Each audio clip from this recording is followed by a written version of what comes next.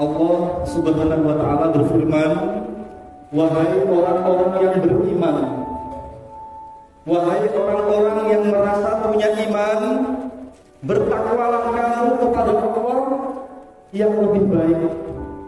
Bertakwalah kamu kepada Allah yang sungguh-sungguh. Beragamalah kamu yang lebih serius. Jangan setengah hati. Jangan pilih-pilih. Hari ini harus lebih baik dari hari kemarin. Besok lagi tidak boleh sama, harus lebih baik lagi.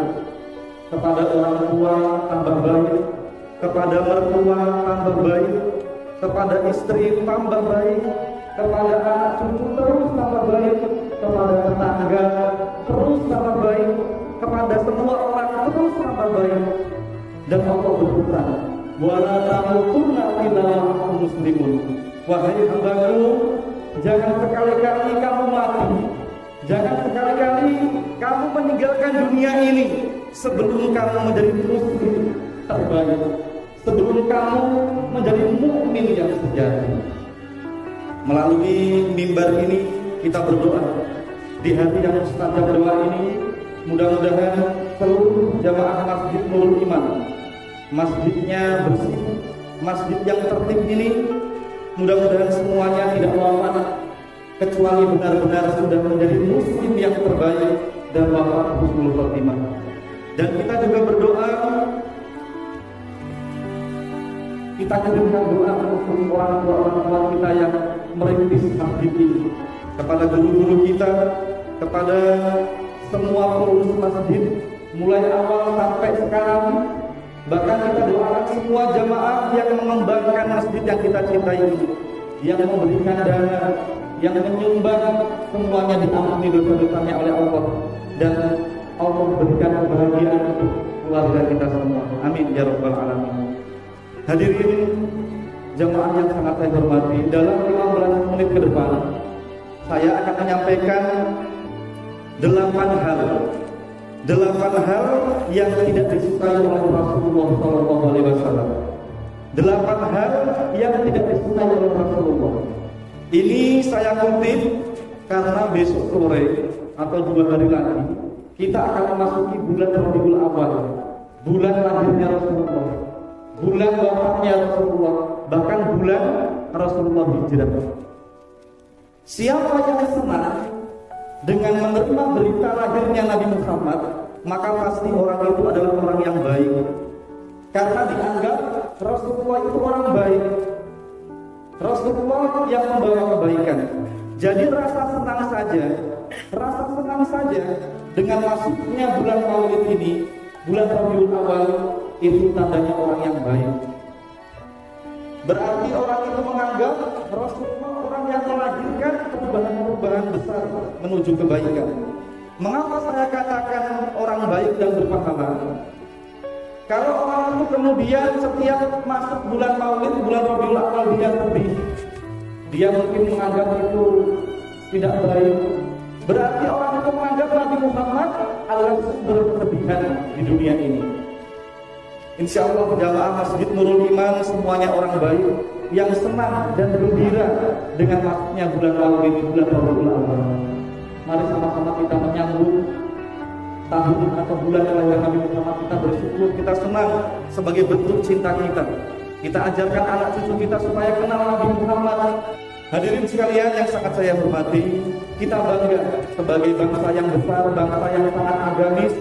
Pada bulan Rabiul Awal, bulan Maulid ini, siapapun orangnya, orang miskin sekalipun, semiskin-miskinnya dia berpikir apa yang harus saya berikan untuk merayakan kelahiran Rasulullah. Ada orang yang pekerjaannya jualan pisang goreng keliling, itu pun tiba-tiba pada hari tertentu dia pergi ke pasar, dia membeli pisang, membeli apel. Ketika ditanya untuk apa, dia menjawab, saya ini orang yang sedikit ibadah, saya hanya ingin membeli sesuatu untuk merasa syukur menyambut kelahiran Rasulullah SAW. Hadirin sekalian, jamaah Masjid Nurul Iman yang sangat saya muliakan, ketika orang-orang masuk surga, jemaah sekalian, ketika orang-orang masuk surga, Insya Allah kita semua, bukan cuma kita, tidak hanya sendirian, tetapi bersama ibu kita, bersama ayah kita, mertua kita, pasangan hidup kita, bahkan anak cucu kita. Insya Allah kita semua masuk surga. Jadi ketika orang-orang masuk surga, apa yang diucapkan orang-orang ketika masuk surga? Yang diucapkan mereka adalah yang difirmankan Allah di dalam surat Al-Fatir ayat 34. Nanti bisa dibuka di rumah. Bunyinya, Alhamdulillahilladzi adhaba anal hazan. Alhamdulillahilladzi adhaba anal hazan. Syukur, syukur, senang. Inilah hari pembebasan dari kesedihan. Inilah hari pembebasan dari semua masalah. Itulah kalimat yang diucapkan ketika orang-orang masuk surga. Alhamdulillahilladzi adhaba anal hazan. Ayat ini jemaah sekalian mencerminkan secara tidak langsung bahwa dunia ini isinya banyak sekali masalah. Belum punya istri, belum punya pasangan hidup, jadi masalah. Sudah punya pasangan hidup, jadi masalah. Tidak punya anak, jadi masalah. Punya anak, ada masalah. Tidak sekolah, jadi masalah. Lulus sekolah punya ijazah belum kerja, jadi masalah. Jadi isinya hidup ini banyak sekali masalah, Pak. Maka orang ketika masuk surga mengatakan Alhamdulillahilladzi adhaba anal hazan. Saya senang ya Allah, saya bersyukur kepadamu. Inilah hari kami bebas dari seluruh masalah.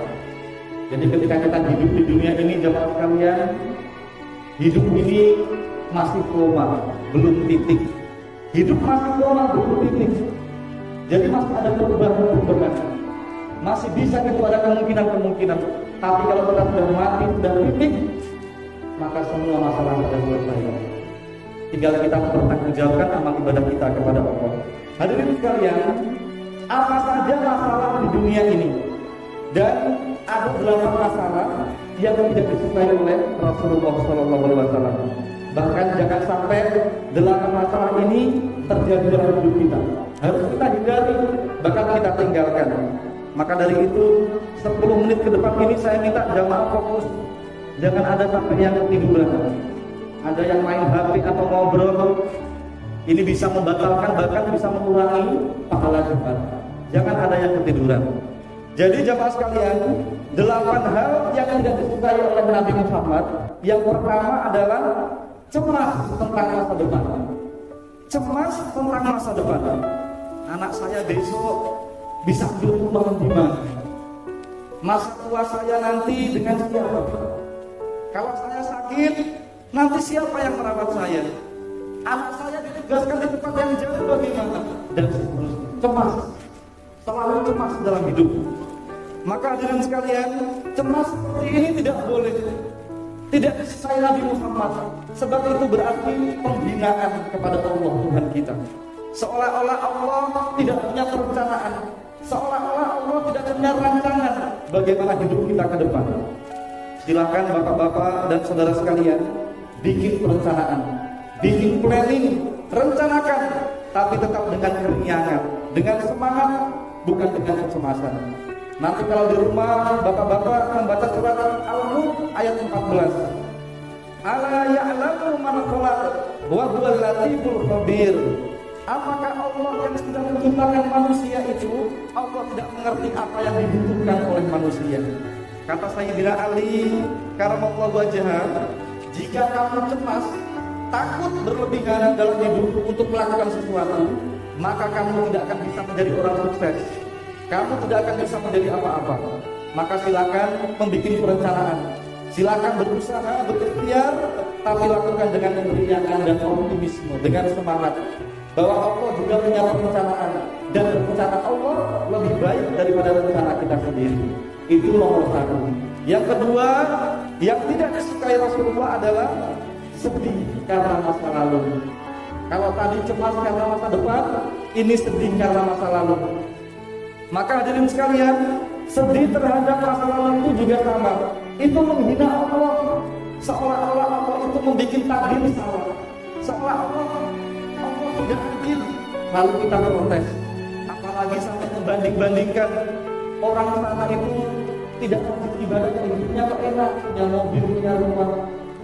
kami ini kok setiap hari sholat sujud berpuluh-puluh tahun hidup seperti ini. Ini perkataan yang salah jamaah sekalian. Kita istighfar. Siapapun yang terlintas dalam hati seperti itu, istighfarlah. Sebab Rasulullah mengatakan dalam sebuah hadis qudsi. Di dalam hadis qudsi itu Allah berfirman, siapa yang tidak ridho, siapa yang tidak ikhlas, apapun yang ditakdirkan Allah dalam hidupnya, falyaktub roban siwaya, maka jangan panggil aku, kata Allah. Silakan cari Tuhan alternatif, Tuhan selain aku, kata Allah. Jadi kalau ada orang yang mengeluh dalam hidup, menyalahkan Allah, Allah sampai berfirman seperti itu dalam hadis qudsi. Carilah Tuhan yang lain. Maka setiap hari kita diberikan doa, raditu billahi robba. Saya ridho ya Allah. Saya ikhlas, saya senang menerima apapun keputusan. Itulah ciri-ciri orang yang beriman. Masa kita orang yang beragama ini kalau sama Miss Universe, model terbaik di dunia, itu ditanya, masa lalumu? Dia menjawab, tidak ada yang lain masa lalumu. Sebab seluruh kesakitan itulah yang mengantarkan saya menjadi juara hari ini. Jadi hadirin sekalian, yang lalu biarlah berlalu. Itu sudah lewat. Apapun yang terjadi, itu pilihan Allah. Itu terbaik untuk hidup kita. Dan kemudian apa yang akan datang, itulah nanti yang akan kita bangun setelah kita punya pengalaman di masa lalu. Nomor 3, jemaah sekalian, yang tidak disukai Nabi Muhammad adalah al-a'jadu. Tidak punya kekuatan untuk melakukan yang baik, tidak punya kekuatan untuk meninggalkan dosa. Hadirin, iman kita itu seperti akar yang sangat kuat. Jadi kalau ingin melihat iman kita itu seperti akar yang sangat kuat. Iman yang kuat itu bisa melahirkan pohon yang kuat, kemudian bisa melahirkan bunga, kemudian bisa melahirkan buah. Rasulullah tidak suka kalau iman kita ini iman yang ecek-ecek, iman yang lemah, iman yang tidak bisa melahirkan sesuatu yang besar dalam hidup.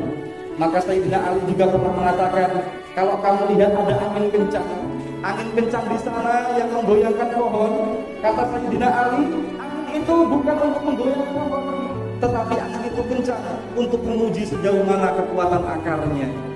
Maka kuatkan iman kita, jemaah sekalian. Kuatkan iman kita, jangan cengeng, jangan putus asa dalam hidup ini. Kalau Allah hari ini memutar dengan kecepatan yang sangat tinggi, matahari yang itu bobotnya sekian juta lebih berat dari bumi. Bayangkan, matahari yang benarnya 1 juta kali lipat lebih berat daripada bumi, sangat mudah Allah memutarnya. Apa susahnya? Kalau kita ini dirubah, diputar nasib kita oleh Allah, maka gelorakan semangat iman kita dan berprestasilah dalam hidup. Kuatkan iman dan wariskan keimanan kita itu. Kuatkan semangat dan wariskan semangat itu. Kalau bapak-bapak ditakdirkan tidak punya apa-apa untuk diwariskan kepada anak cucu kita, ada satu hal yang mahal yang kita wariskan. Apa itu? Wariskan semangat. Semangat, mandirilah. Jangan mengemis belas kasihan orang. Sebab kemandirian itu bagian dari ajaran Nabi Muhammad SAW. Yang keempat, jamaah sekalian, yang tidak disukai Nabi Muhammad adalah sifat malas. Tadi pertama cemas masa depan, yang kedua sedih masa lalu, yang ketiga lemah fisik, lemah iman, yang keempat sifat malas. Jangan berharap mendapatkan sesuatu kalau kita malas.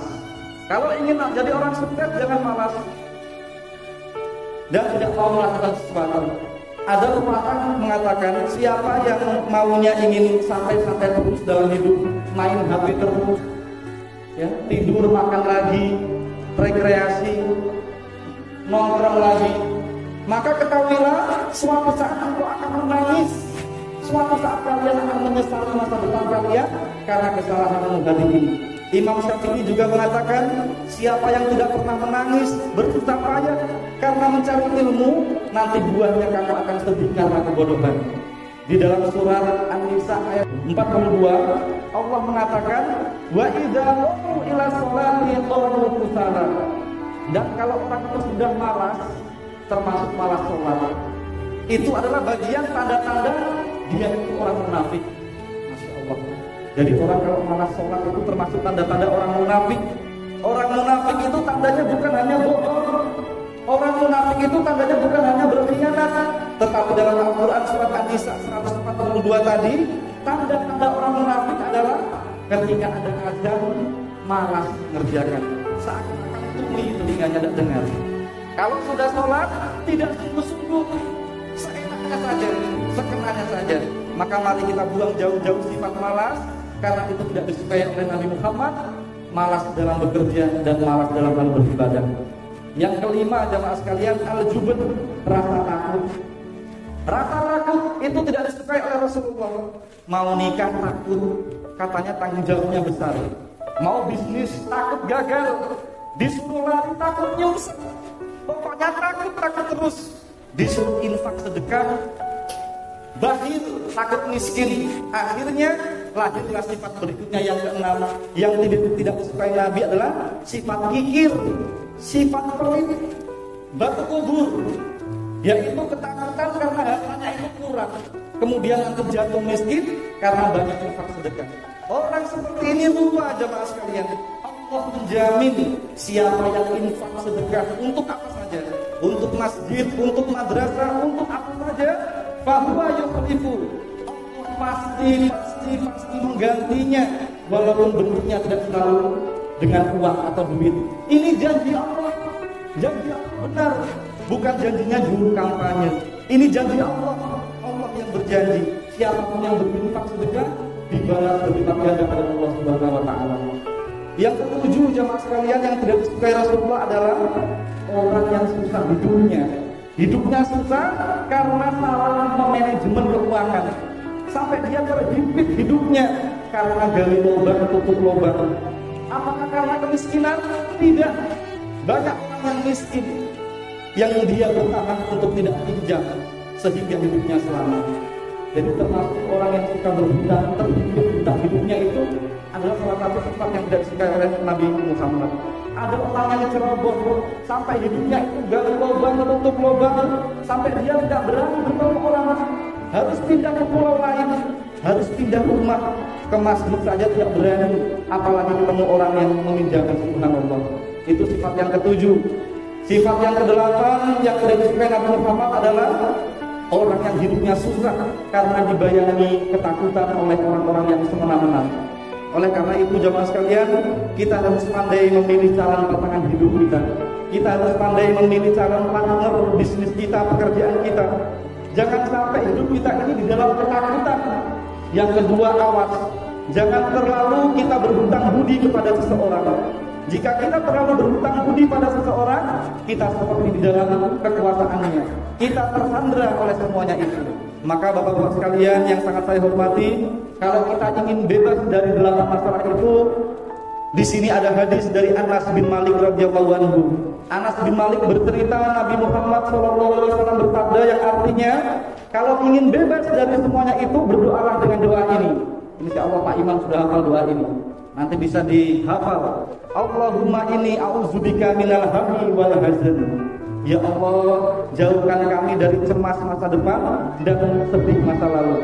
Wal ajzi wal kasal, jauhkan kami dari lemah fisik, lemah mental, lemah semangat, lemah iman. Wal kasal, dan sifat malas. Wal jubni wal busal, rasa takut yang berlebihan dan kikir pelit. Jauhkan kami dari hidup terhimpit hutang. Wal gharabatir rijal, jauhkan kami dari kesemerang-merangan orang di sekitar kami. Inilah hadis yang kami kutip, kami persembahkan kepada bapak-bapak dan saudara sekalian untuk menyambut bulan kelahiran Rasulullah SAW. Aku qouli hadza wa astaghfirullah innahu huwal ghafurur rahim. Allahumma ighfir lil muslimina wal muslimat wal mu'minina wal mu'minat al ahya'i minhum wal amwat. Allahumma ya Allah, di hari yang sangat penuh berkah ini ya Allah, kami semua berdoa kepada-Mu ya Allah. Ampunilah dosa-dosa kami semua. Ampunilah dosa-dosa orang tua kami, mertua kami, anak istri kami, saudara-saudara kami, guru-guru kami yang sudah berada di sisi-Mu ya Allah. Allahumma ya Allah, berkahilah kami semua dengan keberkahan rezeki yang halal dan bisa menjadi orang yang dermawan, gemar infak dan sedekah. Allahumma ya Allah, berilah jalan keluar atas segala kesulitan dan jadikan kami semua selalu menebar akhlak yang mulia dan menjadi orang yang membahagiakan banyak orang. Allahumma ya Allah, Nabi-Mu pernah meminta rezeki, Nabi-Mu pernah meminta keselamatan, meminta kemuliaan, meminta surga. Maka mohon ya Allah, seluruh yang diminta Rasulullah itu berikan juga untuk kami semua dan keluarga kami ya Allah. Allahumma ya Allah, Nabi-Mu pernah meminta untuk dijauhkan dari kehinaan dunia akhirat, minta dijauhkan dari dosa, minta dijauhkan dari neraka. Maka seluruh apa yang diminta Nabi-Mu itu ya Allah, jauhkan pula untuk kami semua ya Allah. Allahumma ya Allah, jadikanlah seluruh yang hadir dan keluarganya menjadi orang yang pantas dimasukkan ke dalam surga. Maka jadikan apa yang kami makan adalah makanan yang mendekatkan kami ke pintu surga. Apa yang kami ucapkan mendekatkan kami ke pintu surga. Apa yang kami lakukan mendekatkan kami ke pintu surga. Jauhkan kami dari neraka ya Allah, dan jadikan apa saja yang kami ucapkan, apa saja yang kami makan, semuanya menjauhkan kami dari neraka. Jadikan seluruh takdir-Mu adalah takdir yang terbaik untuk kami ya Allah. Jadikan kami orang yang tegar, sabar menghadapi segala musibah dan cobaan yang Engkau berikan ya Allah. Jadikan seluruh yang hadir ini Engkau berikan kesempatan untuk datang ke tempat kelahiran Nabi Muhammad ya Allah, dan ziarah ke Madinah bersama keluarga kami, anak-anak kami semua. Lalu jadikan kami orang-orang yang masuk surga bergandengan tangan ya Allah, dengan orang tua kami, mertua kami, dengan keluarga kami semua ya Allah, di bawah bendera Rasulullah sallallahu alaihi wasallam. Rabbana atina fid dunya hasanah wa fil akhirati hasanah wa qina azabannar walhamdulillahi rabbil alamin.